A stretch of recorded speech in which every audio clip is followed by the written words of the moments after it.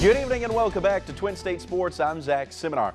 The second-ranked Mississippi State women's basketball team has played some capable teams during their 22-0 start to the year, but they've really yet to be tested in those 22 wins. Just twice has the final outcome been decided by 10 points or less, but would they finally get a challenge on Thursday night?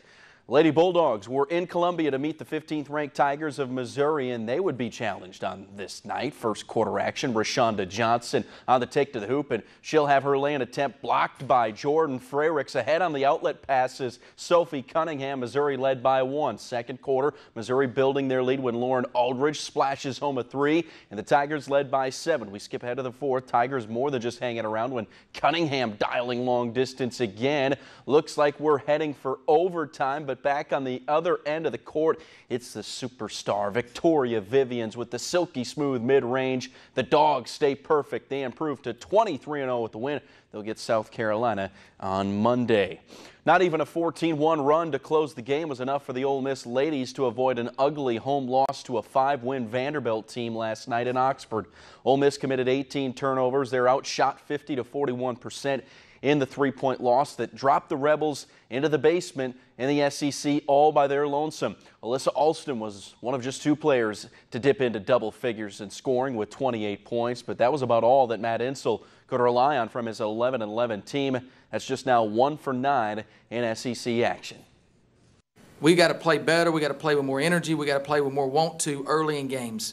And I've got to, as a head coach, figure out why we're not. And I think I figured some things out today. I thought the last 16 minutes of that game, we played as hard as we played in a long time. And I've got to start letting those kids have a lot more opportunities to do the things they do. And I was just real proud of how we finished the game. But when you dig yourself a hole like that, you get beat. So we'll have to move on and get ready to play Georgia on Sunday.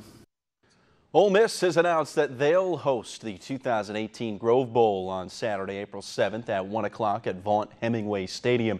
Admission for fans will be free for the event that will serve as the Rebels' finale for spring drills, which begin February 27th. In addition to the spring game, the Rebels will host practices open to the public on March 3rd and 24th as well. Now, this kid has had himself one special year, and today he was honored for his terrific play on the field. Saints running back Alvin Kamara. He was named the Pepsi NFL Rookie of the Year. The third-round pick out of Tennessee rushed for 728 yards, 8 touchdowns, also hauled in 81 balls for 826 yards and 5 scores. 7-time Rookie of the Week, was also named to the Pro Bowl in his first year in the league. Super Bowl 52 is on the horizon as the Eagles and Patriots try to take advantage of their final few hours of prep before the most important game of the year. Patriots have been there, done that. Eagles, they're quite new at it. But the message from both coaches to their teams is still the same.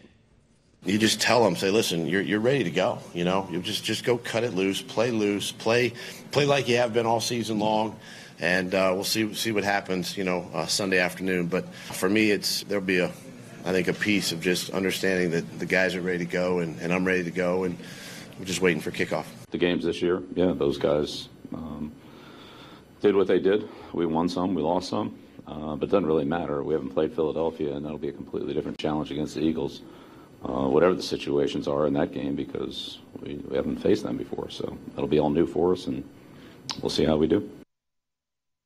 Super Bowl kicks off 5:30 on Sunday. Also, one more note about the Pelicans. It looked like they were on their way to signing Greg Monroe, who was bought out by the Suns, but he agrees to a deal with the Celtics.